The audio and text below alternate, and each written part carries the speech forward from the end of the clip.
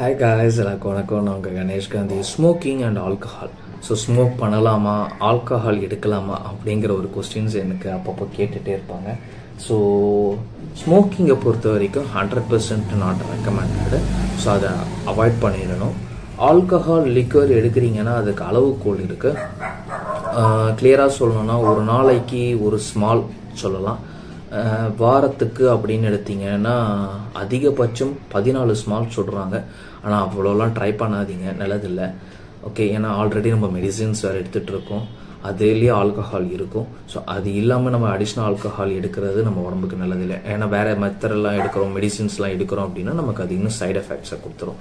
So அளவாக எடுத்துக்கோங்க. Best ஆல்கஹாலுக்கு என்னை பொறுத்த வரைக்கும் நான் ரெக்கமெண்ட் பண்ணுறது ரம் ரெக்கமெண்ட் பண்ணுவேன். அது ஓல்டு மாங்கு நல்லாயிருக்கும். மற்ற ரம்மை கம்பேர் பண்ண சொல்லி ஓல்டு மங்க்கு குவாலிட்டி ரம்மு டேஸ்ட்டும் இருக்கும். அதே சமயம் உங்களுக்கு நைட்டில் குடிச்சிட்டு படுத்திங்கன்னா ஸ்லீப்பிங் டோஸும் நல்லாயிருக்கும். அதை விட முக்கியமான விஷயம் கோல்டு, உங்கள் உடம்புல இருக்கிற சளியை கரைச்சிரும். ரெகுலர் ரம்மு அப்படின்னாலே ரெகுலர் யூஸ் மெடிசின் அப்படிங்கிறது தான். ஸோ என்னென்ன ஒரே ஒரு விஷயம், இது டாஸ்மாகில் ஒயின் ஷாப்பில் வாங்குகிறோம் அப்படிங்கிறதுனால இது ஒரு ஆல்கஹாலாக மாறிடுச்சு. இது சொல்கிறதுக்கு முன்னாடி நான் ஈஸியாக உங்களுக்கு புரிய மாதிரி சொல்லணும்னா, ஃபார்மசியில் இருக்கிற மெடிசன் எல்லாமே நம்ம உடம்புக்கு நல்லது கிடையாது. அதுலேயும் ஆபத்தான விஷயங்களும் இருக்குது. அதே மாதிரி டாஸ்மாகில் இருக்கிறது, ஒயின் ஷாப்பில் இருக்கிறது எதுவும் நமக்கு கெடுதலும் கிடையாது. எதை எவ்வளோ பயன்படுத்துகிறோம் அப்படிங்கிறது தான் நம்மளுடைய விஷயம். ஸோ அளவாக பயன்படுத்துனீங்கன்னா எல்லாமே நல்லது தான். ஸோ ரம்மை பொறுத்த வரைக்கும் என்ன பெஸ்ட்டு நான் என்ன சொல்லுவேன்னா, ரம் எடுக்கிறீங்க, ஓல்டு மார்க் எடுக்கிறீங்க அப்படின்னா என்ன ரேஷியோ கொடுக்குறாங்க,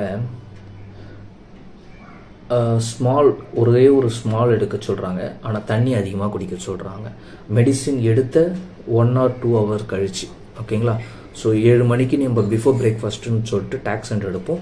8 மணிக்கு லஞ்ச் சாப்பிடுவீங்க. 8:30 மணிக்கு நீங்கள் இல்லை 8:15 நீங்கள் இந்த ஆஃப்டர் ஃபுட் மெடிசன் எடுத்துக்கிறீங்க அப்படின்னா 9:15 சாப்பிட்றணும். ஸோ 10-10:30 நம்ம யூரின் பாஸ் பண்ணிவிட்டு படுக்கிற மாதிரி இருக்கும். ஸோ இதில் நீங்கள் அதிகமாக டோசேஜ் எடுத்துட்டீங்க ஆல்கஹால் அப்படின்னா தான் நம்மளுடைய சைட் எஃபெக்ட்ஸ்லாம் வரும்.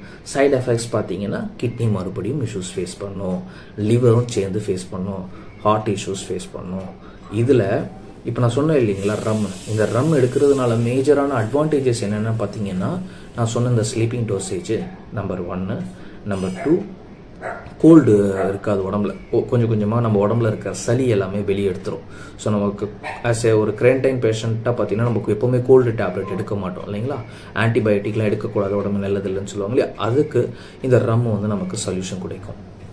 ஸோ எவ்வளோ ஓல்டு ரம்மோ அவ்வளோக்கு கிக் அதிகம், பவர் அதிகம். ஸோ அந்த பவர் உங்களுக்கு சளியை குறைக்கிறதுக்கு உதவியாக இருக்கும். நம்பர் 3 ஹார்ட்டுக்கு நல்லது. இது உங்கள் ஹார்ட்டுக்கு ஸ்டாமினா கொடுக்கும்.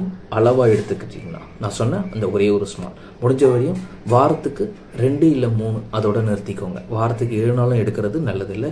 இருந்தாலும் உங்கள் டாக்டரை கன்சல்ட் பண்ணிவிட்டு இதை பண்ணுறது நல்லது. டேக் கேர், பாய்.